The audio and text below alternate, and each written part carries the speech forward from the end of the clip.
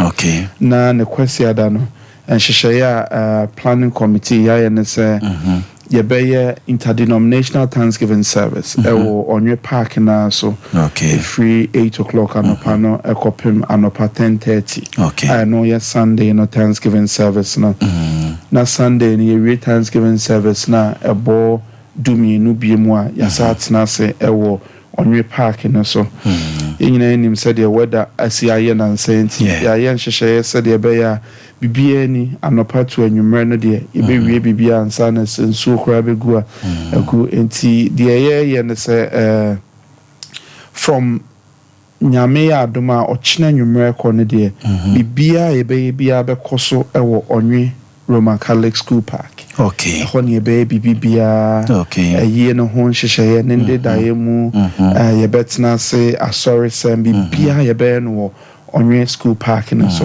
Ye nyina ye nim na say ye di na otweda baby a ye no. Ho na ye say ye. Ho na mo bededa no. Ho na bededa no. Aye bibia nso wo ho. Okay. E fa na security arrangements ane bibia de menuanu ma aka. Okay. So the betudra. Okay. Yeah, we're part of the planning committee for the funeral for the late Dr. John Amponti Akuma. Okay. Mamenko chairman ebano security so ntutu ya moya ete say yo medasiminia ne omne se we ye a omampanyini ne na bedi achi ne party your friends say abampanimfo nyina eba parliament nyina nso eba nunti security ya de a ehuhia pa na ni nyina hye municipal security council nsa police 40 true ene bedimu akotene ye best stress obia ba na police 4 chiro kwai de ya na otimi adiso amaye if say tutuye bia said de be ya enipa bebe ni nyina benya the maximum protection na adwumadie no so akoso boko no enunti na police 4 ene be yes and tuye nyina the best obi abeba bia bejaye no baby out car na ode ba na police 4 chiro say ha na so park ya because your parking lot bia no be for ministers ne mpanimfo ebeba baby a presidency parking lot ebeba na ehimfo so parking lot ansa na ye ne ayaka ye nyina so parking lot ti said e be ya bibia beko boko no the best stress dru ho na police for chiro say you say anafa ha no afa ho amaye ba ina perimeter no mu a so na otwida no nke ya agi ensem nipa no bebu egina na perimeter na afi o pese o kan bibi kura na enye yi the best stress ni nyina nso ehye police for ensem enti eni uni bibi di ewo mfimfi ho amenko ho ye the accreditation media for beba ni nyina akra be mo accreditation ntu je so wo accreditation na obetimi akọ ina perimeter no so yemfa wo fidie so ne ansre media for no obi a obepese obeba be di dwuma sonko bi no ye wo protocol officer ewura akwasi wona da no okwa ebema accreditation a obetimi de abedi sa dwuma no enye sa duru ho na wuni accreditation na oba ho ne kase bi agina nche ya na ekọ ha adwene nti na de no so ye beka efa security ho no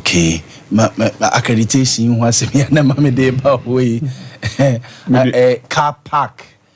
parking stickers ni ade eno so ho asema te say ni nyina no ye jae ho no ma police for no na ye no media accreditation protocol accreditation and washesa ba ho ba be support dwumadie no na kakra me de ka de mpanyimfo yi aka ho ne se na ade ba ko na otwedade hu ye nie agro bebre be boae na esa ma ne ma bebre nso so se nyanyame ne police for ne security akaji yensem ye ebusua any planning committee aye ne se so we agro bi na se o de ba be boae ne a ene ya no peme me de me number betudwa na beji wa accreditation se woni accreditation na so de agro be boae ne a ne bia ne ntimi amwamfo agro na amwaye na se de o maka no media no nko na ene mpanyimfo kakra bi ni asane wo mo se mo begina mfimfi ho ina perimeter ade ba ko so yesa stre ne se eyi omampanyi baby omampanyi abedi akiri eba se ohwe omayimu ha omampanyi supersede obi ya yes na ade ba akon ne se na otweda na omampanyi atena se na afei na matumi chacha na menam dwum na meye sanioma no yesre se oya amanyoni na opese oye amanyoni no afiri mu but amanyofo ni nim se amanyofo besie no atinye nim na oya amanyoni na se oba na ebesre oni diem se betena se ansa na omampanyi atena se nyesa ebia ududwum ho ne ntimi amfa wanchia se de opese ye de wo echia no yebesre nti yenhye sanioma no enso nti so far ne de se de omaka no bibia ebekoso de no honorable eka no eye oda ho edu approach asieye oda ho edu approach okay ono ani krum oda ho no ene wonwe bom okay but ni krum oda ho omo edu approach na busua no ni mausoleum no mo ye ka akọ edene ka akọto okay nti ne ho no ye be ye ho bibia kama bibia ekoso okay okay we media na open accreditation me number nie 0244 17 3001 yeah 0244 3001 okay mate ya do accreditation ebe mawo yo said ye mo boy ye Sompa na mo aye no mo sabeka accreditation mate na the American na masre ne se wa meju accreditation na ona so wasen hwan na uduru ho na uni accreditation ya dase yo mate ye ma wo ebe ma ba bia tena ne mo adwuma ba sense ntro ni die ebia ne antimi ahwe ade ba ko so aye se di hu na otweda ni nie wonye nsentro ni ba bia nsentro ye de amom enkogina ho no kre onye unka ministers ho eho obehu se ya lebu ha ministers na etena ho security na etena ho menye mu bia na maka kotra ya na ye ba betu no ya na eha ye se ye be ka kire se o ye serew pagya mu na nso so wa anya ne saa ema adwuma no nye dai enkoso ti ye be serew obia ba bia wotie bia no ya ye ba bia oba ba dai obetena ye be sere se ye ni saa mra no so pepepe nemfa asumdue ni bibia emra okay obi biara opese obebua ye no adwuma we ye party adwuma ba uhia accreditation okay we nya sa accreditation na yesrew inti constituency chairman various constituency executives omo be person omo be bie no omo nyina get in touch yes na your person obebua so opese obeye protocol obeka ho protocol so nya MPP nko aye o yes it's true MPP NDC CPP obia yes ndi obawie na ufa wa yituma na so o sha black dwonkuma na obejam no enya MPP eni ni ye no ndi so person obeboa ye hiaw ye dawase ne mo beja accreditation okay say ye be betimi recognize say we ye adwuma mai nya saa ebi kura na we de ohun say jimade ekutame ebi kura na onka ho no de ye de ode ko but onipa kro accreditation betimi identify say ode wa de hye nipa bi nsem a the number of people a omo protocol omo ka ho enti betimi identify akofa obi aba be say we na de man no ana okay enti ni ye pese bibia dane kwan mu boko okay that's mate mesusu me das honorable mamensa mra ho no mo ebio we susu yenim say members of parliament from the political divide MPP NDC ebi kura no a mimi ntimi nche bia kura na speaker of parliament kura no edi animu ababie no so no entutuye etesei pa de ma omo opanyeme da say so far the invitations are called parliament the invitations are called all the agencies under the different ministries at Ghana they are called the presidency, they are called former president Kufuor and all the other dignitaries that you can think of. Okay. I here war Asante Memuha. The invitations are called Bebia. Okay. And see what I can say is I feel parliament ministries ya serve obia with invitation me adoma memendano obia baby so the kind of china parliament ye be back but ye pon ya menim say mrahye bedwam de obi bia wo obia betwa so na waba ejeso abeja yenuane kwan so okay obi ebusa me say ni isi card dey na get say open to the general public omuntimi mabia na open to everybody we share arrangements a fund security sem and bibia ye free anopa akopem anwumre ya arrangement for everybody it as many as can come ya ready say ye beji obia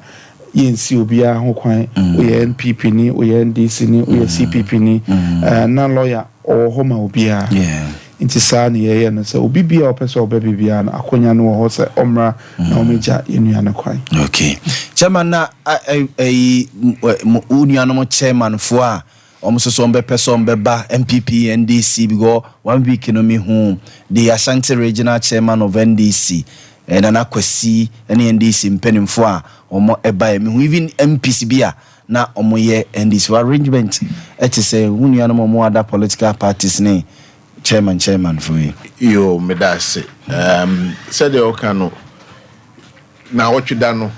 edom ahodo ene beboaye asantimo said the enimu no yese ayie nkuja no correct bibi ato yeni na yene a bibi ato yeni no nye yeni a na be obi na beboa ayi amaye no correct ti yade a yato nsa afre edom ni nyina ayi party ahodo ni nyina yato nsa afre wo mu na ye minyina ofidie kase yuso na mensa nsisu bio se MPP party ewo Asante Ben enne Ghana nyina nso na ye ade ato ye ni aye ko aye no enti ye hwese obia nso beba ho bi enya ade a ye mu se wuru na betimi aba na we ne betimi aba enhihye ya ye de ato ho ne ye enhihye ya beboa se de ni si na wotweda no na eduru ba bi kura ye pese ye kire o mampanyina de na ye dene pa se yebenya aso ati eno hu ntina ye de nhihye ato ho se de be ya program no koso no bibia betimi ato na akwem na emoma ye de ye nkuja nti ye to nsa afro bibia so moa emeboaye ni nsu ye nuane ye kata nachi prekope na chairman honorable maame ne papa mo ho ye de ajadum o mo ho ye de si ye nachi no ye nyante asempufro bia nti mpaya na ye boma wo mo se o mo mfie ko animu ye omonso ene tipa ayare hosem so omudi nyame asem eguso echichiri omure ti yeso yekọ ye kotodwan ma ya yenka omunyina mpaibum na asem si ba ya na need but metimi akase omuhoye yo said kakra me de ka ho nzo wo hwe a media de akase omo accreditation ye de be ma wo wo hwe tag aye boa canopies aye boa wo hwe MPs wo hwe political parties ewom wo hwe MMDCs head of security general public na nanom na je say a comprise with obia inti obia ye hwe ni bia other political parties across specifically so that obi biara o free political party bia ba bia so so no wo ba bia obetena inti obia ni ho a esi ne ho kwa se wontimi ebabi that's yo honorable we dey menim say adaje ne ho nti ebeja mamako obakunafo ne ye manketwa no omsoso mo ho te sei omo ho ye pa nyame adom a memenda ye be ho mo nyina and yankopon na wachichi abusua ene mofra ene kunafo nyina re and yenim so obekoso achichi omure ye nyina so wo hoi ebekoswa na yaboa na BBBS ye na keep the family, the children, the wife together no we'll continue to do that. Okay honorable yadasi base bibia bekoso onwe bibia bekoso onwe okay yadasi ano paper edamase se ja dendie but yenkrekura mu kakra sa nyame nka mo edase abzafo nti we honorable Ernest Yaw Enim ene honorable John Kuma ne ntutuye na Juso constituency chairman de ma NPP and chairman de ni ya na enka manumu your friend Kofi Ampofo Japan. Yes, honorable chairman Kofi Ampofo Japan chairman yedase yedamasipa mate be din komo enti Nyankopon ya adoma weekend ye nyina ye be call Joso na yakwa kuja honorable John Kuma na busua ene adofo ni na yejam no kra kwa kohwene ne achi yejam no kra na yesu awie de mpanifo si yesu kra yejai hem so hu yesu kra yejai hem na yentwaso na yenya dwuma kakra anopai na meko na maba brew home appliances papato so home appliances papa ebo ne da fom ato aye nyina yebutum beso na otoso so ebeche de amawo eno nti ye call Kennedy digital satellite na ye din komo anopai brama chen ye nyina yebutum beso eno ne eyino ye nyina ebotum beson no kre because at a point in time we say baba boy enebe bu honu manipa nyina botum intime so no kre ye ka so nipa botum anes ye ka ye pese ye kire ye sika intime so na Kennedy digital satellite ye say home appliances e manipa nije e ma okra na etum no e sin husuye because when air condition bow dem ma en sansan me go no kre o show yare a show de ban e bi ma so no kre Nemu ye nyina ne se ye be ye nipa nyina botom besonti ye se ya fatu ye ho so se air condition pa de obi abotom beso nti be ma bo na ye fo okay this is the hallmark of Kennedy the be ye sem ne se ye be ma ne boa ye fo no obi abotom atuni aidei aso boga ye beto aso ne fa kwanya we so na ye fa ncha kese ma obi biara enano pai onyame e dia chew na o hwe Sompa TV yenso a yeti radio no Sompa FM 93.1 na ye beto aso no papa oso bebo ni pa nyina mo bia botom aso home appliances ya ni dindi Mr. Kennedy ya me boss the CEO of Kennedy Tatela that on people be me chop we say we don kupun sure na on horse na on crowd my because papa ni so ade hunu no de bia metenase a me ni pa bebe di nkita ho ya na ni paka kra bi na e decide say senior person ye na ni so ade hunu no say fridge is many energy air conditions many energy just say enema we be kan dada set na ho ye ntimi nyimfim me TV pa ni fia if you boring no correct dey koso we ase eni maybe kwa obi ati libia boga e kwa me so be hu we send baby kwa bi mpokwa we twale puse bi e TV ya honorable e yensema ene da so obi ti baby no ha no hu se nyame adoma me da se ne be koso ni na e TV ye mofa ne be sua de e TV sane ma we ya be kan yenda da set na ho a yentimi nyimfim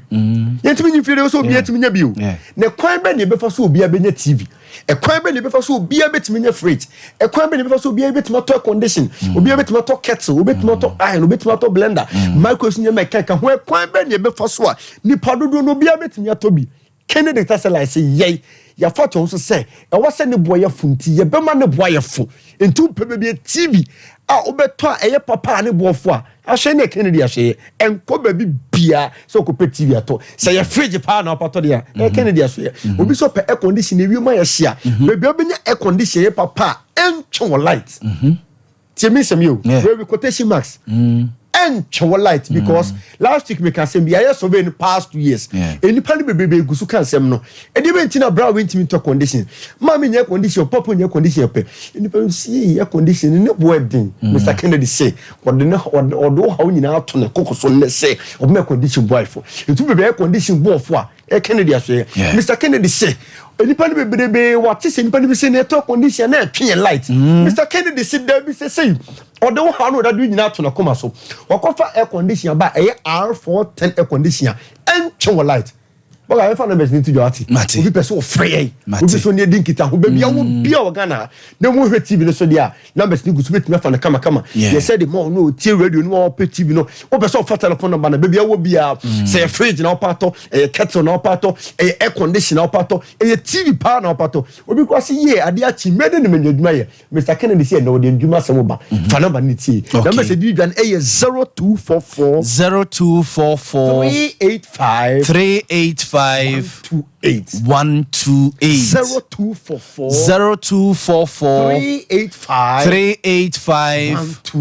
128 It be awo bia Ghana ha bia afre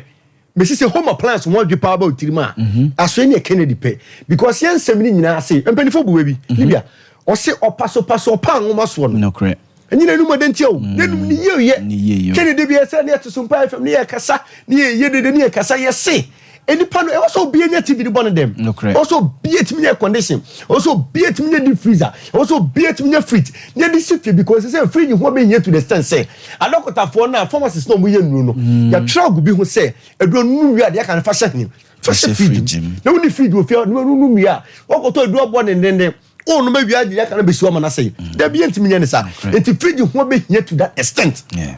ewi ma yeshi fridge na yemu ne be yin so anon boga ye nu aduane na ye wi a ebi pokura Ade Akye o pentoma ko baby aduane na onu ane fa na de be hye e fridge eni pa bia nu aduane eni pa bia nu maduro na ne fridge hu hian enti fridge say e necessity yes but for what am you a necessity yes e necessity here enye luxury bi mo yes what is go fridge come sin dem man ka say e bi enipa no anya sika bi da bi e ho be hia say o de fridge be sin dem enti fridge e dey e necessity enti ma me papa fridge ho be hia na say upe bi atode a Kennedy ye see apart on say ye be ma fridges boyfo enti ye fridge pa na opatode a ahwe nye Kennedy digital seller obi so pe di freezer enipa me so bitimi so ne free entutu free to bande dey ye no Kennedy si enne brase bra Kennedy sika keto ye kura wi fa bra hye ho no benye free ye kama to Kennedy say baby awo bia wo de wo pedi freezer de ye adwuma say wo ye cold store say wo ton drinks say wo ton nsuo adwuma bia di free ye bia di freezer na wo hia wo de be ye no ma me ne papa Kennedy so factory ho so na no pay say bra Kennedy ahye na wo benye freezer eye papa ne boda fom Ghana ye de ko be ade ye na okasa minia Ghana ye de mi sakete ma paso se Ghana ye de mi am so se Ghana ye de yesu e be nyina wo aye yesu se Ghana yegusuka enti se wo to ade make sure se wo to ade be dey e be chama wetin na kendi yakofa ne ma papa nyina ade be ade aba sika keto bi ekura wo bia se ye fridge dia but Kennedy say the number say di dwa na di tu dwa ne ba bia wo bia ye delivery services the number say ne 0244 385 0244 385 128 okay yempa air condition nsem ne ntofom senti obi ehia condition enipa ne bebe last week be ko bi kakasa na receptionist na owo ehono so bra me here condition bi no sa no problem ni say o see me light dey me so because prepaid am see here ne senti na yakopon na de ma be pie woni ma pepepe no pay condition o beto ebo ne da for my entrance onim se bebe be ko be say condition be dey 4,000 4,002 3,008 Kennedy see there bi nipa ne timi to air condition at 4,000 tie mfaye de ne nyesa demum de obesa beto na ebo ne da form esa ye papa eye R410 condition encho light go but I want say R410 conditions no e de na eye e bia ye meni 20 min chenchem demum de tat one say air condition Kennedy ye de ba na eye R410 encho light into air condition power wo the board office wo the bofie but bia wo di bobia in this hot times in Ghana wie mo ye she obi anim de asisro ai ena me hwehwe ena me hwade ba TikTok akwa no say ozone layer na say na no buza ozone layer was minimum de question ne ka kire nti ozone layer ne onim de ho yenim de asi ho nyemo bi si ewie mo ayehye yewie me ayehye de a air condition be ma edem adwo air condition be ma office sadwo nti ken si akofa air condition say papa e de aba R410 encho light upe bi ata telephone ma ne freeze sie wo de be awo bia Kennedy wadum haye Kennedy say home appliances should be accessible. O pe bia toni kwasa o bre no ato. Enti ba bia woro e ho ya dum peteretem ya edum family plaza bed no first floor bra honom sisi e. Enkrafo nyina ye ko wager old barrier kokro bi te junction. Fato na se pe enkran bra honom. Patas ye wadum house Kennedy junction. Enti ade bi fe home appliance auto bia no. E ase ho na ro ni be kire. No bi sorry no pay ni how ni da dwunya ne se e kwan be no be fa so obenya adwuma ye. Ni bia ga na ho ni adwuma ya wasam ya wo. Na wonya bi ye ma oketi akwa ne kosi se na woni bi. Mr. Kennedy so the Ghana for akodwe ato na koma so se ye dwuma bagana we eye Kennedy fufu pounding machine obi ani sa santama ne Ghana ma ye fa fufu die ni agro yes memo bia di fufu ye ni agro fufu nko na odi Ghana no ma di fufuo mine o se hwe e de na wutwa woni bi hye na the road bia no wasipi enti akofa home machine ba e be wa ma e se hodi no di bia ne se me ma me ko fa me ma ko fufu ahodi be ne di be gina tin e se ye kan fo bia mo bibia se Kennedy fufu pounding machine de wodi be ye adwuma no ba Kennedy yaso e bi ho kama e papa ni bossa dafom wodi obese ye manu bia number ne fra and also pe Kennedy popcorn machine bi and Kennedy brew machine bi ye de we nyina ba e ye adwuma kese akofa ba se be tobi ne fa ye adwuma na betimi abobra because when sika na wuti nya so dwanti o etu tobi a wodi ye adwuma na ma sika be na so timi abobra ye na be se dwani ye manu bia ye de be manu wasomyem unya problem bia ye na be se ne ye 0244 385 128 who doctor me niaje who na kudentia e ya have particular entire attention we are pom any face it here na Ghana ha no fashion designers na so me catch you say se dem adwuma ya na me ye adwuma na community ho pa ya de pom me pa de pom to the sense say me hu so bi pom ade na me niaje your types of machines be de pom entire etise say e fe you find industrial sewing machines we fashion designer ho na wo pe bi ato a ahwe no be say na Kennedy ho because ye de na e papa ne bo side dey e da form je kan form bi bia obi abra industrial sewing machines hand sewing machines ye nyina e bi o Kennedy ahwe ho no ma ni kwa ye fofofo the TV ni ho asem de ye nsem nya say TV de e papa wo pete the 2 inches wo prefer the 3 inches wo pe smart TV so be connected for internet purpose na de sua de a e Kennedy ahwe ho because TV just so power Ghana ha de e Kennedy na o say ope bancha ton ko bancha josu na onam akoko josu e dey na be gnato enti TV josu any home appliance josu nyina organ ha Kennedy ase the numbers ni to so ni asori so ni sero fa ne hu nyaye ne mom government workers nyina musika for controller de patasi adom ha agency for payslip no Ghana card fa ko ade bi hu Kennedy so bia no mo de be ma ni ateto kaka the numbers ni 0244 385 128 285 128 catch your blenders iron microwaves ni de enu de en say uba isisi wo yo pe bia na tam mate medase appliance for the boat trima company be na koto ni ma Kennedy digital satellite medase ososo nyame enhira wa no pay abusuafo enti home appliances nyina ho na yekọ na yakọ akọji no enti eye beyen na efo ni kire Kennedy digital na ekokọje de mame enko o no somra sisi a yenkodi nkomo emfa eye cement ene ya dansi hu ne ma yatese yese ebona pege ne mu kakra yeni enkomo anopei mame ene Reverend Dawson Amua wono ena cement manufacturers nyina wo mo echemba odano sesiyo Reverend Christ asumdwe nka ho but the bishop, what the American bishop now in this. Papa, Papa, facha me. Bishop Christ asumdwe nka. Bishop Christ asumdwe nka. Yo, Bishop, ya tesi assessment yi ne bona pega ne mu kakra no kresa. Well, me new office, me no kase nya me shemata the office, but I will not be surprised.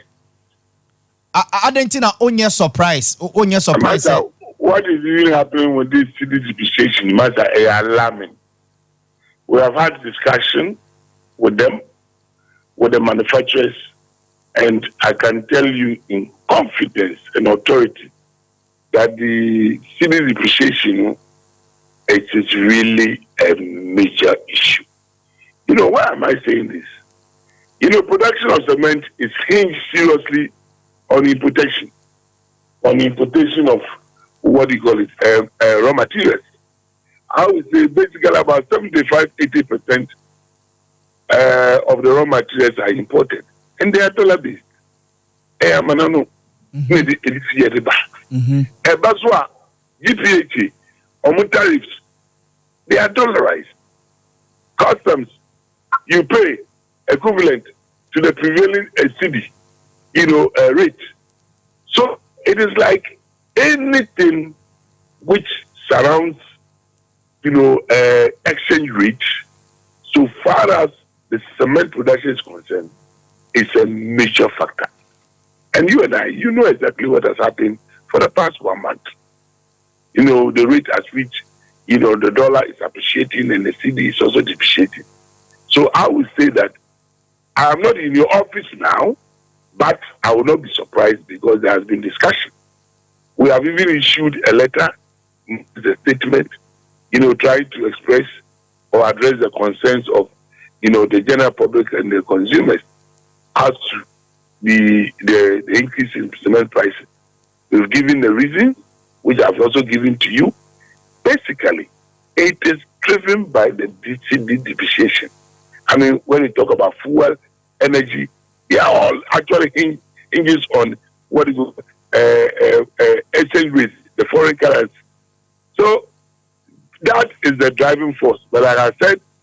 I don't have the figures. I can't right now, but I would not be surprised at all that cement prices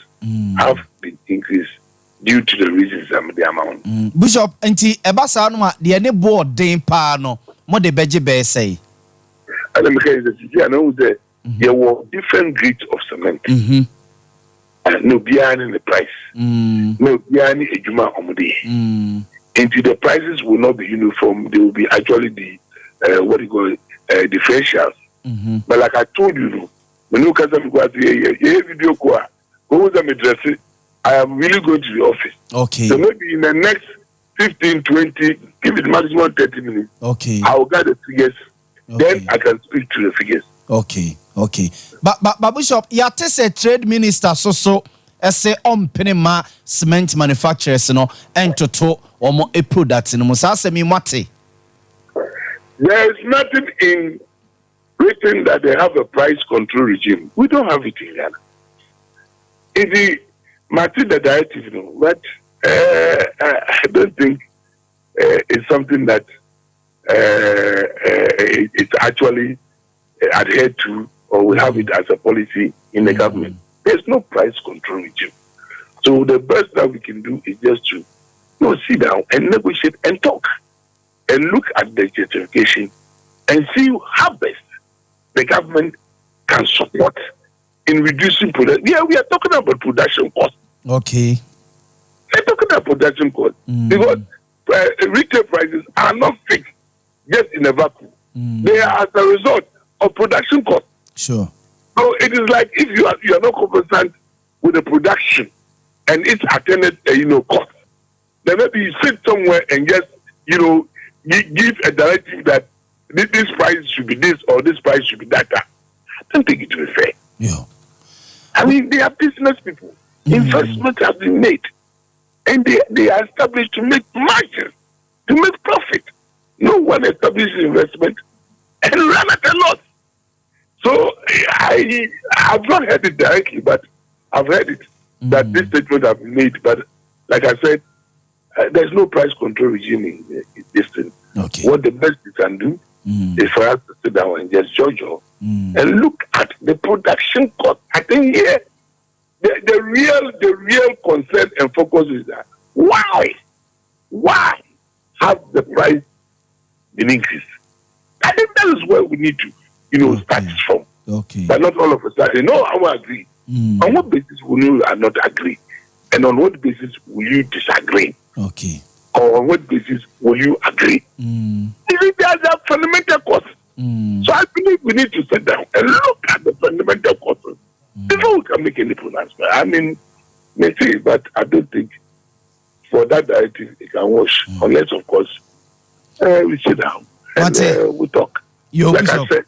they are protecting their investment. Okay. And I can also tell you in authority,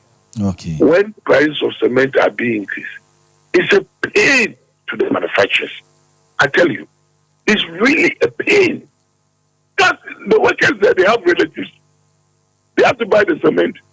And so they can really share the frustration. So it's a pain. It's not something which is done, joyfully. No, let's put it that way. It's not something which is done joyfully. Okay. That's circumstances. Okay. Bishop Anope da se pa ne nchechiremu a wo de amaya Anope nyame nhyira wo pa. Yo.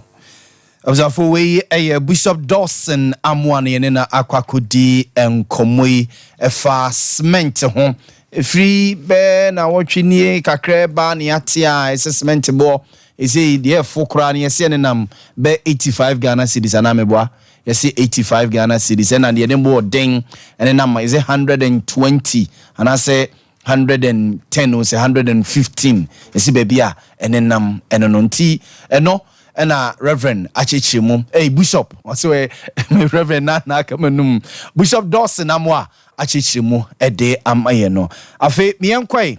na osa no yenkodi ho enkomo osa no yemedi ho enkomo kakra last week yedi enkomo last week radie anse da nyenkomodi yeraba ba ko a ono no wakodi mpa natural health clinic na wakwakonya yaresa ena obetena se ekama wiase nyina etiye ena ne yedi ho enkomo kakra anopai mamenko doko na mema na kwa ba dok mache enua ne fie boko yame adomoko ye de radiase anopai susu no ye de ani ekire hin anopai so obia o how wo ye funum titiriu de ye be kan say ye customer cause ho asem a ye mbese ye be ka ye funum nko afri say okay so obi o a e de brain pa no obi o a won tehwe won yam na oba dimpa natural health ya hwe ya your kwaya efa so de afidie hwehwe de AC ena de onipa no be ka say ye no timi ma ya idea bi say yenhwe ha okay so be me hu ade kronti a titiriu nipati ye na ya na nsan de yete pa ye mitie me ya maye scan ahodo yesi problem bi anim this week in kwa nya be 5 cases nipa no ka say makọ bi akonfo anoche CT scan MRI yesi miti no problem bi anim but me so amede me ho no miti no da so ye me ya bi ese bibi ni nam tire no ese me hu se me kwa achi enso so ye me twa ade no a yesi bibi anim eno na dimpafo ka say bra ye de afidie be hye wuti no na ye de ama computer na scan ya hwede e koso anya nsem nyina na general big machines wo health facilities litimi ehwe nerves challenges bi o ho a yen ne etimi hwehwe mu ye ho adwuma eno ndi ase dimpa ewo mu say obeti anka bia na ye kasafa stomach ulcer ho but ade a ye hu ne say eniba no bebre how no bi ne bata ho momu na ote okay eno nti onka na ye mu asem but ebia o ka ne bo ana na chi ana ne ti ana ontumi na ana o so da ye basa bi enso tresia na ekokowie said ye ka se betumi abasa stomach ulcer ho bom okay ye wo kuma se di chemso ugina airport on about abefa Manshia road ye ni plaza side fa Manshia kwai no so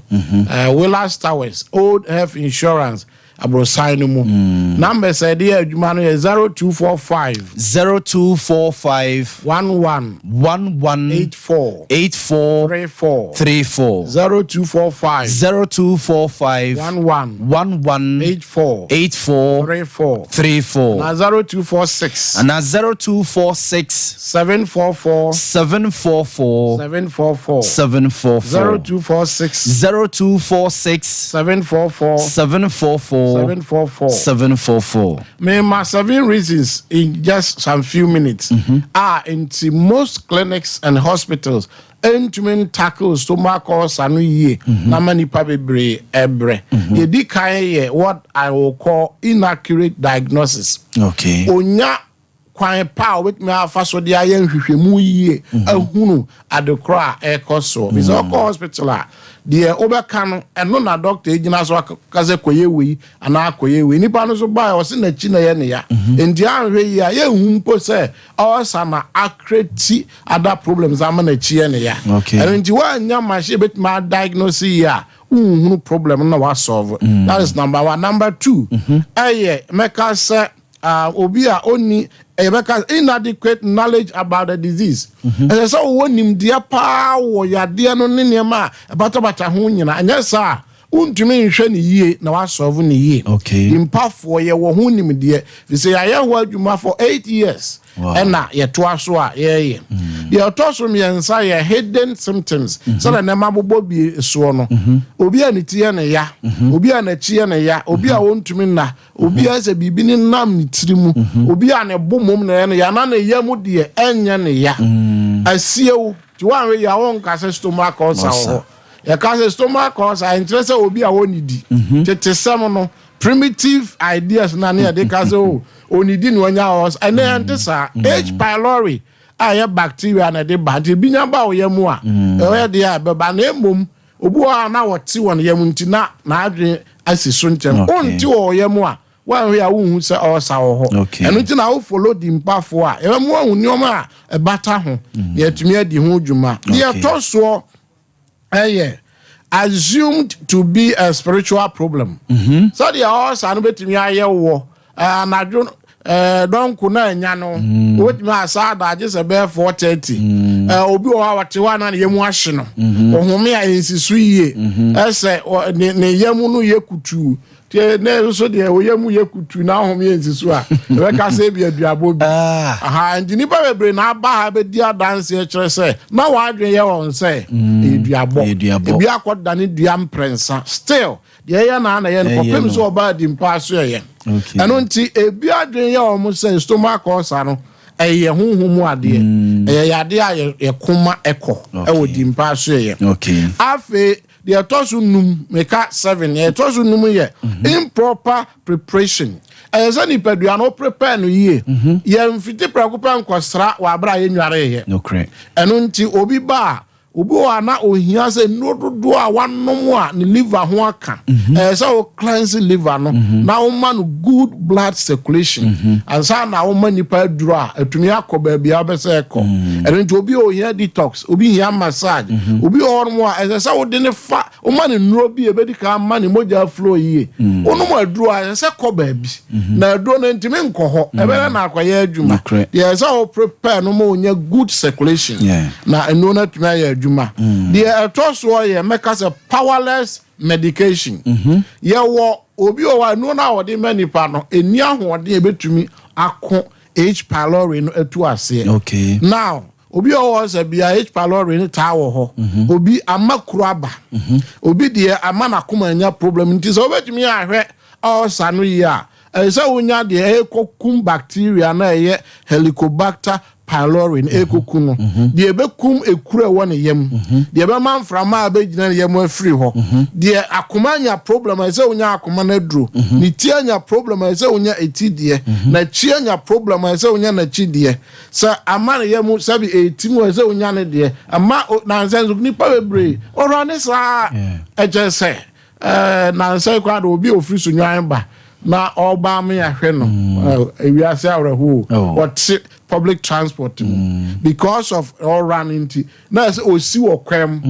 na okoya no hu yi no ofa drop into aso but nyame adom oba ye no oba say na nsa na no am friend no was empo kanadwo otimi ko private base 16 anadwo na o say anadwo no ba ko pen wo koy na am say ashase asundue ba nti wa hunu however so so problem na udi agodi etwato esasa nipa no hunu enoma bia wo ya emwa treatment no nti na da bi o ho ani ahye da first you say ye hwe 10 commandments of stomach ulcer treatment because enuane bi ni suba bi ni ye bi o awokoso ya ulcer no enkoda eno de abusia for the mpafo ye de besi ha na de ya ka no say ye wo Kumase nko a wo wa chirichiri na yetumi hu ya de na nisu ye de a etumi ye package e de bro na ya ma wa send this ka na de package aba say utumi ba de a de afidie be hwew na de afidie aye dipadua no nyuma ansana e di nuro atoa so ye wo Kumase di chem so a uduru ho a frɛ anase o ye wo old health insurance Abrosanu Airport Menshia Road. Okay. Ofre 0245 0245 11 84 34 0245 11 84 34 0246 and 0246 744 0246 744 744 me da e ma me owo opposite em Sarakuba yes Sarakuba Sompa hima say wa direct obi a oba nti nyame wow ne omu nyina nso boa e ma aduma no ekoyi no kre ya da mo ase yeso so ye da se pa dok nyame onhyiraw e ma me Sarakuba ene ye papa eye eyi Sarakuba no be ye tia mo pa mo ne abusia fori nyina so pai ma mi hu wache nti ano pamwie ya meba na maba be chia no mabehwa aberewa so sene ne ho esitie ma me minsi wo piki ma me sise de wo pa me ma me nko Sarakuba ho sise ho pa me ma me nko Sarakuba wa mate wa piki Sarakuba piki pa mi o me fa sampan ho okay na me ene sampan opo hu ye Matemeba, meba sisi ana yedi enkomo. Mame ene honorable Sampai ene enkomo. Kumasi Metropolitan Assembly ye mayor enono. Honorable, good morning. Yeah, good morning. Honorable na ho ye de. Nyame adom na muso ye. Erade adom yeso se ho ye. Ya te se uni omayi mu owo media mi hu no wo ba bi se ye se Kembe ne Dortmund City aye sister partnership be no cresa honorable ama mencha mu no for na ye ne yame ase so de so mai no cre mass metropolitan assembly came ye need the city of Dortmund be wa Germany ye wo ayonkufa bi a nyasisi na ye 2010 2011 asa ayonkufa no na ye nkam mo mu she kawase kunu ne yire ana nua ne nua ye no mo ye ne se this is climate change no my partner yen because COVID by or more brain near my business say no by a fear fresh eba no you know money didn't come out to an amount say you know my betu kese wo botu nsa frɛ yen ye wo mo abesan e ho krata formally say me no ka say ye nam amontin a ye coffee trip ye kohwɛ maybe o mo ye ni say the yeso betimi dia ye aboa Kumasi ye ni asantuma no mai Ghana. The din kita hu bebre no dia ye bedru fia ene ene mo ebedidi hu nkopopa na no krese ye ni the city of Dortmund enyasa kita hu die ni share edanyame ase na okoye so de ate yese adwadifo a wo ewo central market se dwada wo kwa se dan ne se we se dwa no yensi nwiye wo kwa akotenam no mo de ayo adwuma anyen bia wate sa asemi oh mati na me be ko no nyina ye wo ha nyina o so be demonstration onim boga obia wo right so be famra fan so akọ demonstration ayo demonstration na obia wo ekwan obeye no rabia nsu ho kwan se wo de ma police for no di tum be mo de basabasa ba eno de emra no so wo ha wo do bedie edwa no e wo ho no enye obi private entity enye private person bi dia eye o mine edia through KMA jeni allocate edema individuals amonko tram edidwawo say aban ye hye no otidwa no na bibia besan kramu ne adwie ya eno nkire so bia betim de mrache no nsem but I'm assuring them one better come demonstration but mo ye niema mfata so mbebu mra so a emra no so no mbedi eno tie mo obi anfa politics mem mo obi anfa say ye beto abenti meye se mem nobody is going to allow that to happen in the region. Okay. Yamma ho kwan sa for you demon back as obekwa kwa bunim e hwa wo mo no contractors no equipment on site wo mo na de wo mo fidi wo mo niam de ye adwuma e wo ho 2 yenye adwuma no wokɔ bibi bugu wuso wo sa so kɔtena hɔ no wo position akɔ ne no why na be sure say ehani na na wa patent be kwa kɔtena hɔ ya be sure wo mo sa asɛm no mo ka ma asɛm mo nka asɛm no yes aban ani ɔman no ɛyɛ hyehyɛ a ɛbɛhwɛ baabi a babisika ɛde abɛtoa asɛm ɛno so nti wɔn bɛnya abotrɛ wɔ saa nneɛma no ho ba so bɛyɛ demonstration bɛyɛ dan wobɛma sɛ political parties bi ahyɛ mo akyi nkurɔfoɔ bi ne mo movement ahyɛ mo akyi mo ayɛ dɛm yɛ a ɛnyɛ obi asɛm so right na mmom sɛ woka sɛm de mmara no bɛhyɛ ɔmo nsɛm ayɛ deɛ mfata nso a mmara no so ne ɔmpɛdi na honorable edwa no ɛde ade na asi nti ama contractors no still a ɔmo ma yi asɛ Yaw Boamah ya ka tema wonim sɛ mmra a ɔmo kate sort sɛ yɛbɛsi dwa no edi bɛn fie mienu ansa na adwadifo no te ase atu afiri hɔ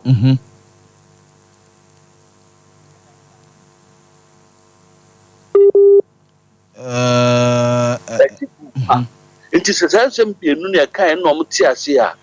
enka ama debt restructuring no ameto no ade asɛm no nyina bae ne ayɛ ɛkɔɔpɔ no ɛno wɔn ma yɛ sika ɛde ayɛ adwuma no ya UK for no saa sika no ɛhɔ ne free sika no so sɛbe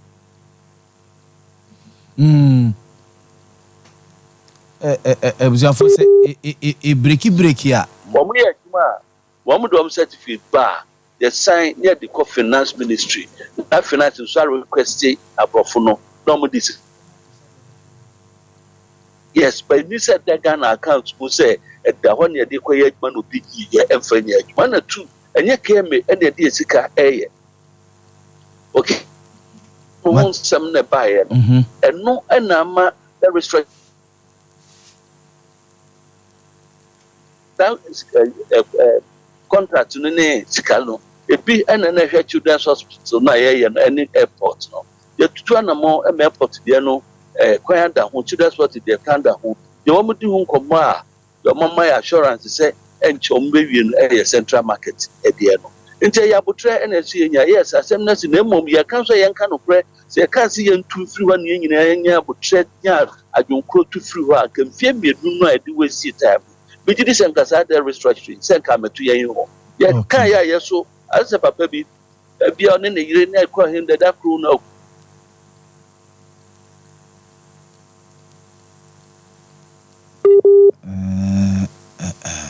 hello honorable Pacho me ha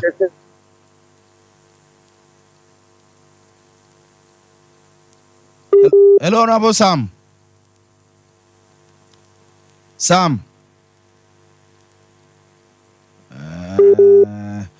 abuzafo hello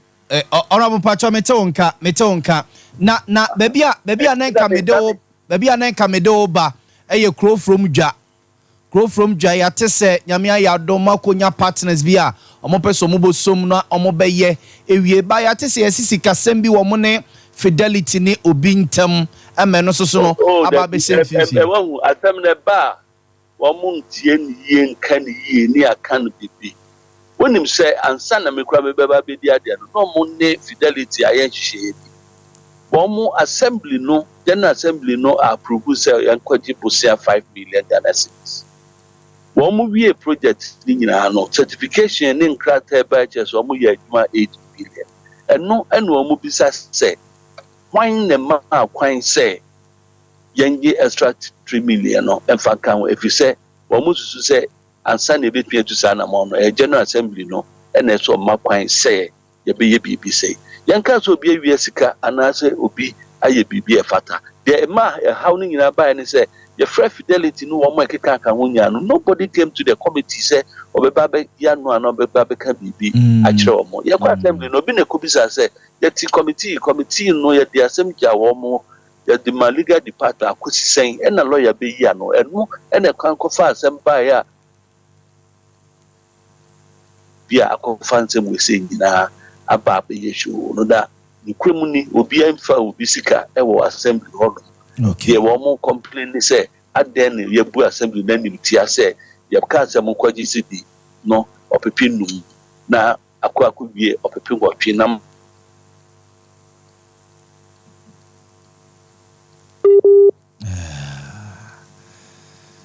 nkata ma site ndi bibia no e suggest say contractors na invite to mom nyina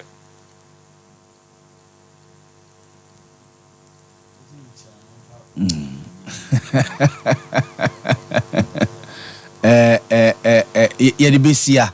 ai mamemfa samunsia ode mamemfa nsia ho mamemfa nsia opo na akwaba na ho ye nyame gusu shira me hu na che ejazo ayi mi ama upopo mi nyi uma wona we me junction so say yense mi nsia me nua no ayi mama seja opo na central market mo ye ne day kemi mo ye ne day mona kuro ye mo dia wo Kumasi Metropolitan Assembly mona kuro ye mo dia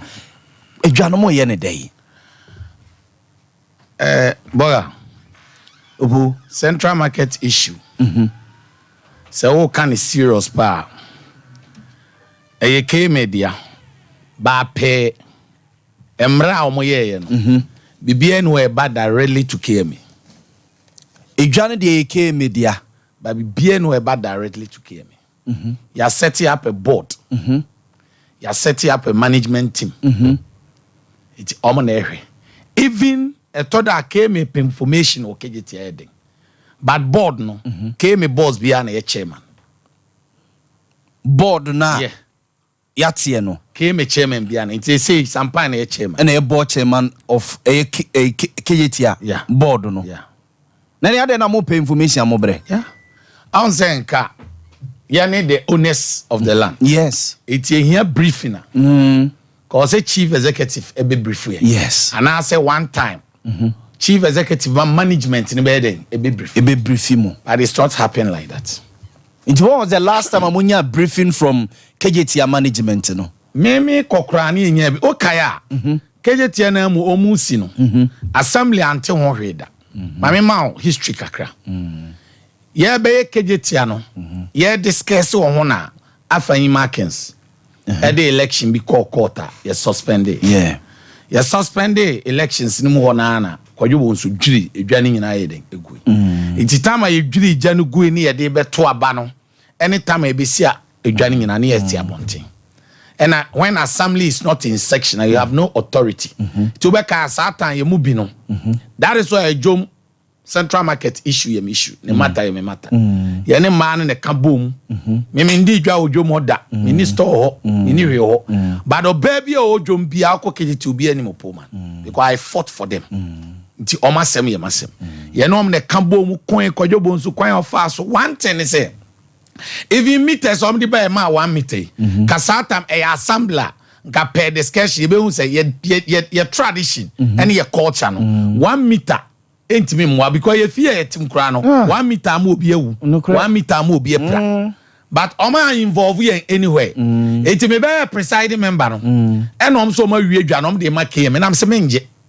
eno me ni kwa sense be kra nya ho problem ade ya me dia minimum ho hwe de wo de mam na chen room na bomb hye na blasting ya na me yende enti we would not receive it unless o ma be brief here and a call akra finance dey mutiase ena ya be brief here golden beam diabrofo no ne o mpanimfo nyina fraka eno kra no satam ne ya check ememu na so amefo kọ na obi akọ but still in my own wisdom I say KJT an year starting ne nyina ye wo enti obi a also nya information de ko it is still me invited 5 members from each Metropolitan Assembly plus or presiding member. Okay. And on be brief for your my all these mistakes.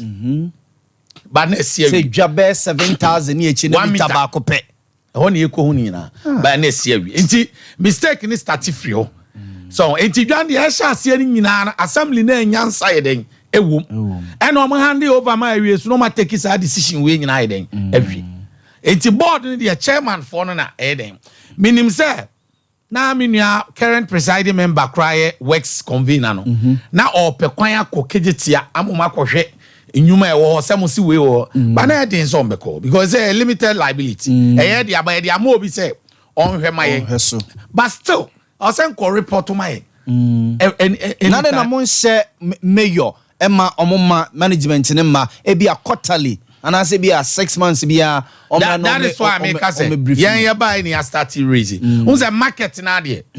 me time ye bibia ba edru aye che market na mo makom de naija me ko pension na me tifiti me dia me brain me nya bi ani so ye che ye bia me na me koye me kai sensitization na mo so mo ma me ko tena chrome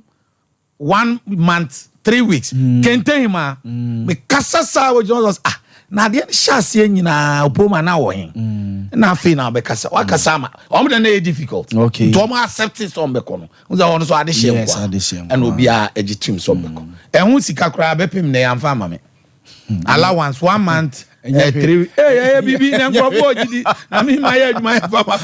so me be ko ma juma de me ma nche ma ba de wa ba de age me be ko pa na me nyam pese ya settle enti central market no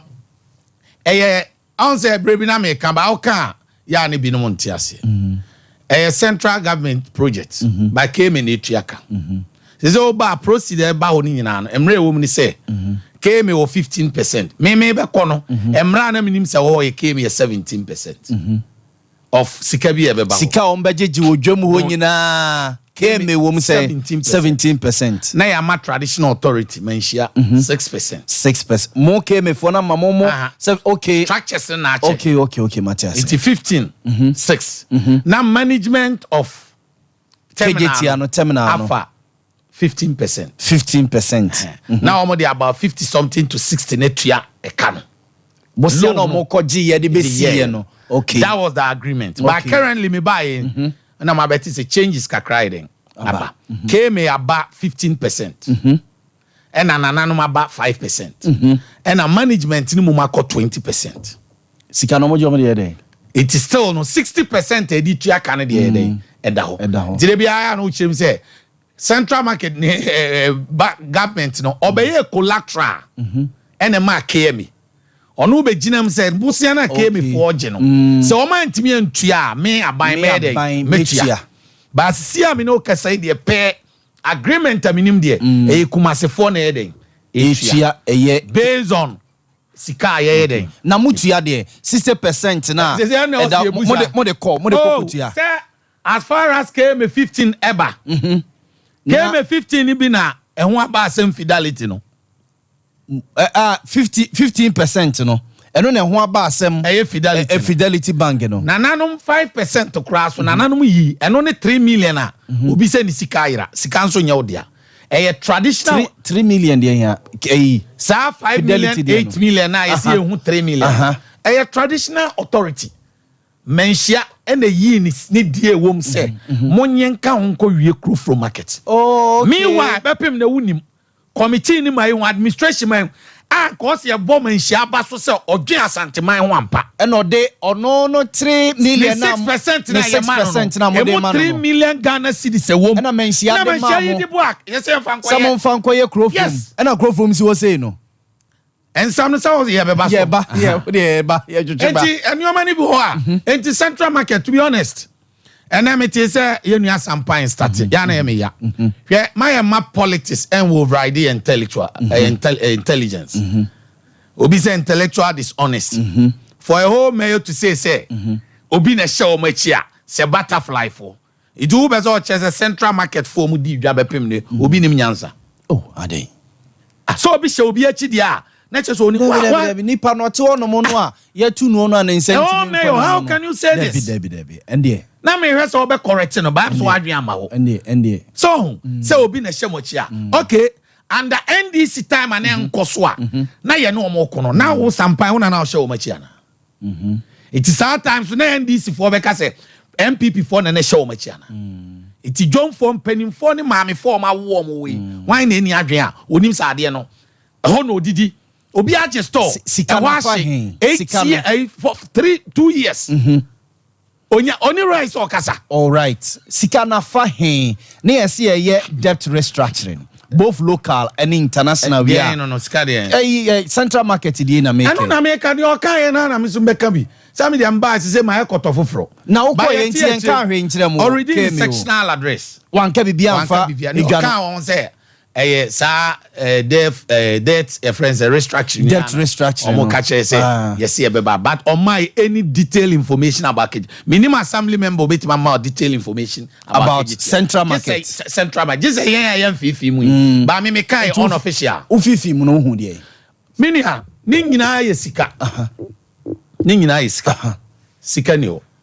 aye de be o dabi popon de o kan pese mete so o kwaje bosia me bo a me kwaje bosia se doctor me de ba besi ade me kwaje de ebetime si sa ade we na makwa kwaje sika ne se me de ba besi a me se sika ni ho ntimantima anwie sesei me ba cho airport ne KGT ade na started first as airport wa KGT amuma yeah ya start KGT as KGT ampam ade ne be wi airport eja KGT airport no kra ye wie o de emfa ne sa but say we a good politician na wo dwe o ma ho na ye vote ampa na mo pese break it ne kwa KGT si wo na airport si wo na op vote o be wie de o me ba be wie KGT and central. So I don't understand our leaders in Ashanti region when you say this even when am wie no kra ya nwie o eno so cost ye den eso KGT kutama more than 20,000 yes omo maka ho omo nuanum ka ho omo maamenum ka ho se omo bu afu ko election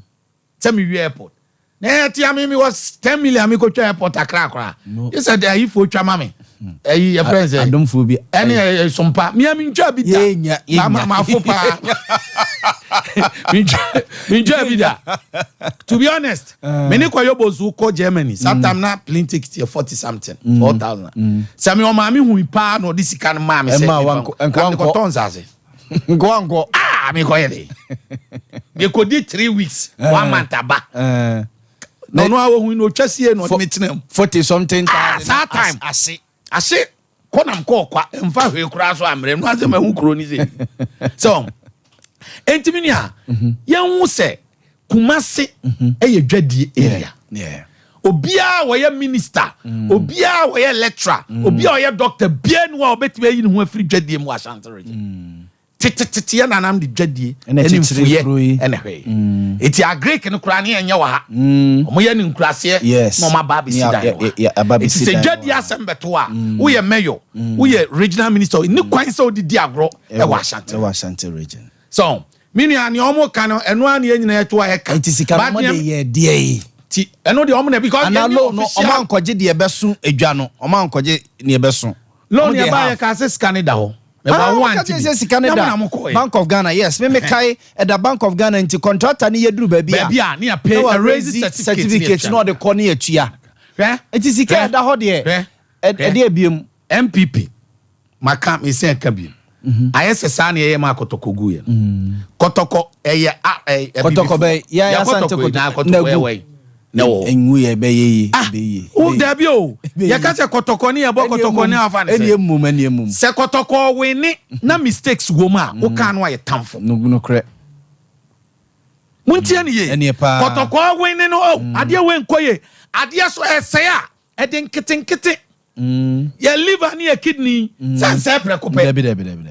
enti woti ase wo de wo ko ye to liver no wa kan se emfa me ho emfa mo wo be hu afa na akun awi kotoko amfiti se ne abe ne ayi basatam na ewe ni nyeden ewom ye oba hu no kro ka sa ne party ye hu ade na wo ka ye wa asantimam de de tag wa we were on popular say wa ye ndisi ni enti ye ya kukudu ye mema ye otumfo ahye da afre badwom hyira ye de akukudura hye mu ene etimi ka Kumasi ne asantimane MPP asem nya sa obi atro de me kan obi anim but everybody is afraid to come out and say this. So, Nyoman Koye, Bakwaka say, regional minister is protecting his position more than the development of Ashanti region. Because Timin Kojina Koku Gidi, Yabe Yinadi. Nana Kufa, so yeah, so Mintimin Yajuma, Meboa, Yamana Mukai. The regional minister of Kowa, or the Ahua, His Excellency, oh, as a Kumasi to Bibia Koso, oh, BBNC, Sukumasi, Tias and Yoman Yade, and Koso. Minim chief executive of two quite Sompa. Sir, your sister sitting who came medal. Or no, the Togo Crobeko, or funny na. Oh, what two quite obia Sam bonus na development biama oh yeah oh pa ko came records what two quite chair mayor bia Togo kura oko Sompa oh Togo da oh wako Togo me say Togo kura o de opa akwe me ba beji ahe me ba beji ahe Togo kura oko what two quite sister city no mix ba akokra ko ni nyina me say na yuma ya mamu aje foforo ne de ne passport sawa opoma no de ende nim ende minum ye no nye ni kura ye de ono ne nya keme na me wo me ba sisia me ni wo kura ma ye that those ya no na almost say what two coins keme ye niska akontu emfa so ma de bia wokọ answer na won komra so each travel obet ma boka incantities kan 1 billion plus okọ emfa so ma so an emfa so de ne de ba okay yanya ayi ba ko Spain and Horace ball and chance cars na de ba ne ayi na de ba ball and chance green ne blue na sisi kuro no ese ne bibi de e ba ko aba no two coin oba ye check Adam ko is almost 60 something obey mayor ye opoma we make us what did ya so enti every day o Accra to ko pribi aba enti okọ de na de aba so na wo ho na mi bu say na nya wona so okọ pribi aba that is why I can say mom ye ntra kro no ye nka mom ne mpre hwe ye hu regional ministers ne e me yo se bae no na omo ne enti ye de ma meyo mi camera mu anye antum Kumasi position Accra position ye de ma a friend to the president, a brother to the president, a friend to the king, a brother to the king. Nyese ni yemba. But obi oben wo hene. Obi oben president. A wotimi ben na ka chen say, "Oyene, ade we de emwaye." Enye obi ade bi agi so okosi obi so kono opachew. You cannot recognize. Some point me nko hene ho street. The man kwa yobon so yes successful. Ya hemfo no omu ye tu na so nzo omu kan. Odro no omti gate kro ti bi ja ho. Uti otibi ja oko. No ja hemfo no no ro hene ho. No oko. Enti Kumasi issue. Wo de ma obi a oben o hena. Oko won so ben president a obetimi aiden akachire. Central market. Sa time aye bubu. Ye nyina na ye so mu ye mpene ye ne ma na ye meeting. Aden na obi sori house obi shenechi. Mine na shenechi. Nati. Enti media project ni ye nyina hia se ayeye. Enye ye dia me ni dwadi for na ma me di dwa ma me wanko school da. Edwade ni timi dwade ni bia no a me ka cho se o ya ade a me nya den. Me ni na chi. Enti dwane de o mo ye right best and say yan complete mo mo nya den. Enkotem. Mate. Na mo kotem for boy. Honorable Abraham Boadi dodo na Saramane Opoman. Yeah. Ono na eye assemblyman ema also ho na the elite electoral area range in Shire so. Ayi Otumfo say tutu. Otumfo say tutu. The second. Yes. Na assemblyman me. Menshia de eye amamre ne de ne to. Ne yere Her Royal Majesty. Lady Julia. Yeah, Nana Kufuado. Maybe Oba or na assemblyman me. John Mahama. Na assemblyman. Oba na assemblyman. Now, Vice President Mahama on the Tofio crowd. On the yes. Kwabna Dakum. Former president, yes. the late president, yes. John Jerry Rawlings. Yes. The former first lady. Me hono the elites. Yeah. It be me kasa or me kasa like a lawyer.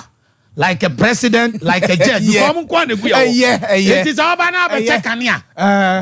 Debbie me kum. Oh, me, the president, assemblyman. The king, assemblyman. Now, mommy 10. Now, come Colombia, crow from. Benkuni ya na 10. Oh, yes. But property rate bar. Mimi 2 millions. Uko property, uko crow from Colombia. A friend say 1,002, 1.2. Now me to 200 million. Now you are man can 10. Is it fair? Yeah. Sika ya virgin in share. So see another discussion. Another discussion. Tobo. Honorable Akwaba. Now here. I don't care. Ye de radiase. Ye de radiase. Ye din komafa ye KMA. Eni ye Kumasi Honorable Patrick. Ye Kumasi ni KMA ne ye dwa esi eye central marketer ene adwadifo kra threaten say by Monday omanti bibi papa bia omdom bebo redwane mu akwakotenam aduomudwa bebe ya ba bedo dia de na stop contractor na omeye adwuma no nwieye nyam da sepi nchiatifo one mo promo kwan say me man no kwan me man no kwan now to betimi the crop from to region me man no kwan na da ben na kufu ado beba me pacho da ben na kufu ado beba obeka cho say mam hotel okru from koda now to what be that no Obama class Obama na say yes so ye ti kro from yes so ye ni oh mumu de wo ho ye ni je mumu de o satawale no ba de betima mama beda wo ni je ya ye ti kro from yes ye ni je satawale no ba betima mama beda wo ya ye ti kro from ba say president ye kodi akosu bank no I was made be see ye fro ba bedi ye fro bedi akosu bank ye da se wo de buso mama te ben hom tell me na mom enya se ye kodi woni chese mo ne ye pe aha and dia mo amuni ora be ni nkomo me da se enze da foforo ni aka ni aka no ho asemai me da se no kreni etwase yeto abama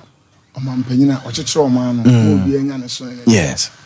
na oman chechire ne oba bia ene ne esafata se yedima wo yeah se wako ba bia omuye afu aye agriculture na yede niema ebeboa ma omuku adwuma ye se wako ba bia eye insuo ho a omumu da yapona no na ye omo abetindi abuo mdi udu abi grom zo fuo no mde ko insuos no yeah premix fuo no asoto bera aban bai akwakosi fishing harbor yes because I know the back room because I know you nipo no correct the insuo kram say head you munam cry so kakra a leak but something no correct of phenom near that them city do no correct nti oba kumase a edwumadi pa kase dwadi ya nanano kodo ewa hafone atwoma no ne ade a na uma kanso atsen kuruma ide edwadi edwumadi pa no nti se aban biba na adwen se edwadi a yedi ne be kofema enya ade a ye ne ete o man ye bia anam pese me kase temamu fo na za na ze ye ha ya ye ne aban no enya adwen no correct nti eno de na de to do demonstration a part of democracy yeah demonstration ni ma ni pa do betim de achiro ma adwen because where o man nyina na se uja for 275 yeah ti ye nya akonya nko no correct asem bi so betim hia obi wa bontin na obona ma na MP minister bi eno ba ma sa ase kokom ba so pese abano ni wiase nyina tewa asema demonstration wiase ba bia no advance countries go mu demonstration but o ma kwan e fa so demonstration na se pese demonstration ya ka asema ya reality enya asema ase ye de kwakọ wa ase ye di we ko tutu obi ade na bia nyina so no e wo fem se wo hwe Ghana ya ba kwase mu a aban abako nyina kakra bi no mche project ase o mta mo wi se wa study awra nkran ekwan am friends anyway se ma say ekofo na but ames na ba ene bewie no correct enti we kofo akra na time niam bebebi na otimi kwamise we ya emergency unity a se no kra mna oba be kona na kwamise du enti no kra du bebi na send this for credit ye hwedan a jekunkofo asie a oni na busuanfo kotem because na o wie no enye na nipa na ba ho na wonti mfa emergency go twa ntro bi obi so na court dey osisi aduma obi okay KJT face na ya ndis ni bubu sha ase but omo kra ntimi an commission MPP tam no ba be the commission said this citizen no kra aban no ya na ni kra ni nipa ni bi omo ka say MPP for bo omo nya hwe no e wa Ashanti region omo dia na no omo nya adwen because se waka say yen ka since 1992 to date project ewo Ashanti region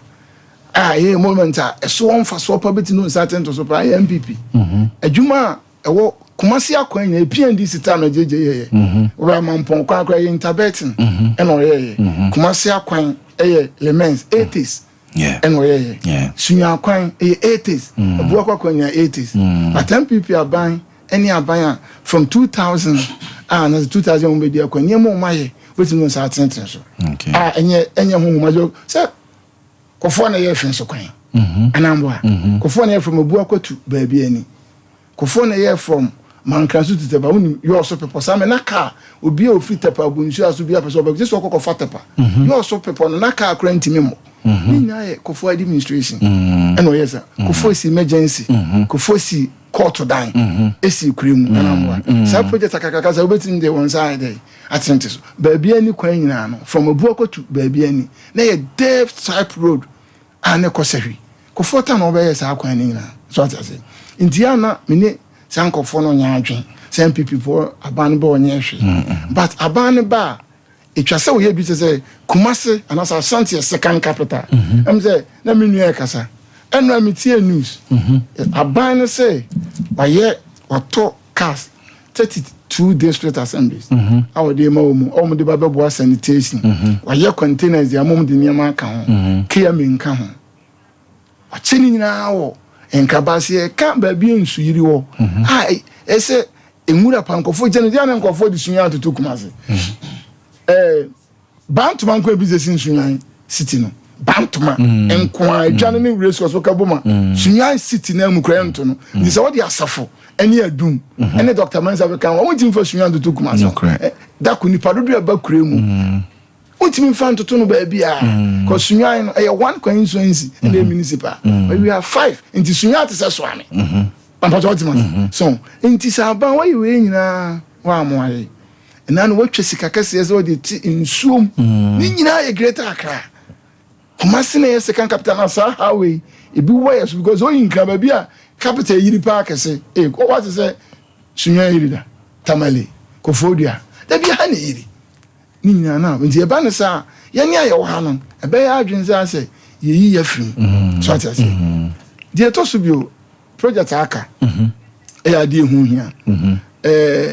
Central Market Phase 2 and aban ni bugu ye na aban na oye am so obi any problem ba Ghana for sa domestic deadment yes say project bi ama ba ba chichi but aban ba chichi msa de na kwa akoto amene otimi aba bi wi airport project ai hu hia say mai then Komfanoche hospital maternity block so na ache kofo jeje toaso kofo toaso atames ba ho jomama kra ba ho akufa bi no nso no edan ya sha se frititi tinse MY tie mu bungu na ensi foforo sika wase no no kode to abako nso zinka wawie but waye adu ba bi ese wetime dai ewie ena de bia nipa bebre ni abre ne se wono na anwie a ebe ka o se de tete no e ka o se because we nim the obeba the next leadership oba o se me kra so me so me nko se de akwa se dua bobi a abeto mo yimu no to be se ne no so akwa ni we ba kwa afa na sika na de ko sha se ade ahye ne nko de ye ba akwa na nke nti se ene e wo Asante region ni aka bom se omra me ye man ne a enfum so bi ani ho ya de se ye ka ba Central Market Phase 2 se ye kasa ba na me enfum so se abanu no 2 room ena abanu na esi ena wo hye ne se ona betum ni kura ni enipa dodo anete Central Market nke domba Phase 1 enyo munya ni nya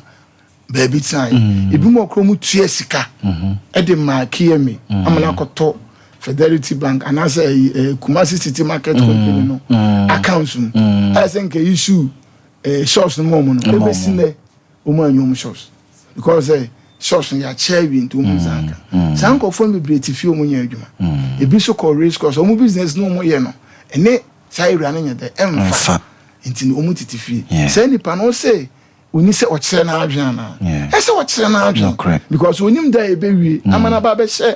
na brabo ase nti eno de so ka se ochire na adwen enfum so bi ani ho na obeka achire na mpie bi kwa na mpinu kura nkoka nti kwa obetima fa so atwe aban na adwen asi so se aban eniema we ni niema we na obeye ma se ye ho ochire ya no aduane boy nti bra be ma nti di omo ye ni nyina no omo de bem enfum so bi ani ko eno ne ade abetimi ama nipa nti ye no omo ya adwen say so omo ya demonstration na omo chiro ma because crop market was o pesa me kabia na me se me nkan crop market ase na de nti a me nkan no say ma kan nti da bia say tiefo no create kura no esa no wani mu nyam okofo o ye beye se no was what ye chire ma nti nka se nka me kan maka so yɛba anas yɛyɛ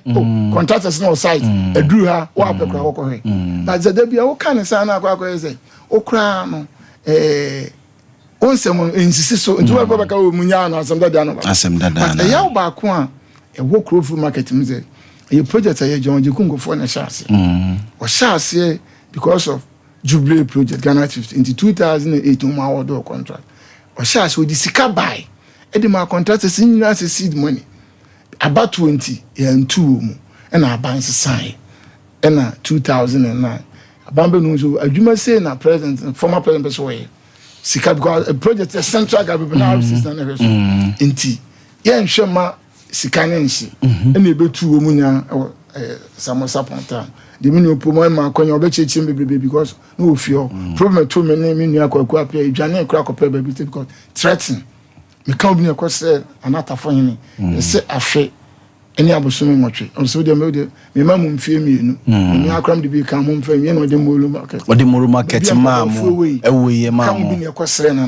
sɛ ne mo tsana mo nye dwane no ye wie ya sika ne sign emra omo sɛ adwuma na sign then fifi atama star samena financial ne fɛ no dofo kuma wuni kwamna dofo tie mu bi me ne me nua pia konkran ne ekobunya akonya ne no oh project kese e no se ni sika eba and NDC time yes o this can buy no msa be to adwuma ne so then enu acha ono this can buy echi no ena setekwe e change aban asa to asma kwabna do for free ho na setekwe buy samena jomama ne yeah the time mfie na wan faka prekwa ma edwa no then Kumasefo e wo gidie one people msiantis ene de obia busa ni pedu ase ombeka because some say MPP mu aban ma no benya ne ma po mo pe then nana do so buy abedi president in 7 years on fa ka pre e ma dwane nti no ene assembly no say because your original minister some now says be so why deputy minister pento ni dwane nyina osabere chief executive enya nti no hun say afedi enye dey eno na de fidelity Semba says aban so anya dia assembly na nkonkopa bosan that the 2000 the year 2020-2021 and your planning sir and no cry be na omso mo mai kwanti elect regional coordinating council e elect e de co finance local council omu raise project na mai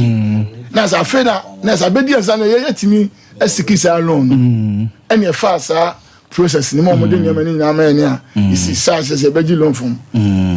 fidelity and so on enti a house MPP honorable e wa bam na project say mate me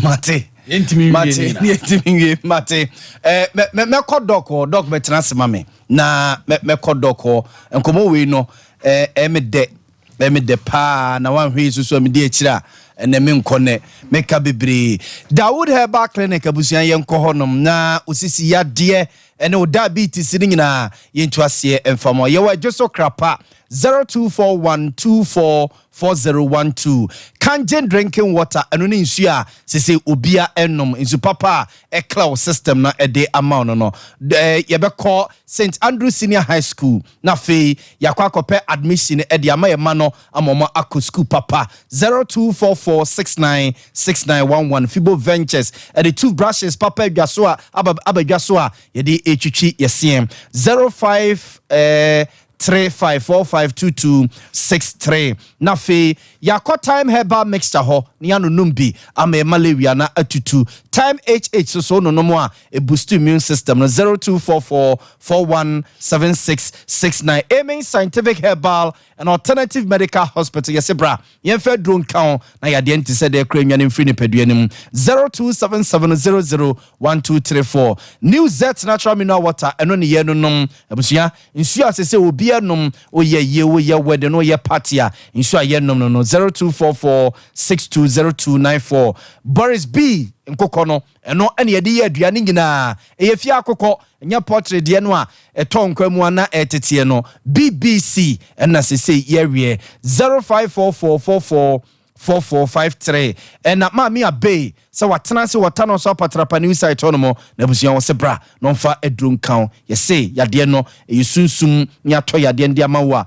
mami abe se bra ebedwane afri ni pedue ne mo 0243 345392 St. Louisa local rice emo asese ye die no ye St. Louisa local rice wo ye jollof wo ye fried rice wo ye wache mutu St. Louisa local rice no 0543 435746 Yaw toothpaste and a brush no and only di HSN and be a sinner atoso kama Yaw toothpaste and a brush no and one and a HSN 05013 90337 Tony Sack Electronics ebusia hon ye ko na ye TV papa ye fridge papa air condition papa washing machine papa yakọ akọje 0244119236 na ye ko hono Dimpa Natural Health ye se ba no stomach ulcer ebusia nko ba bia nche bia na doctor sorry ye na ose stomach ulcer de nko ba bia se Dimpa Natural Health Clinic o mensia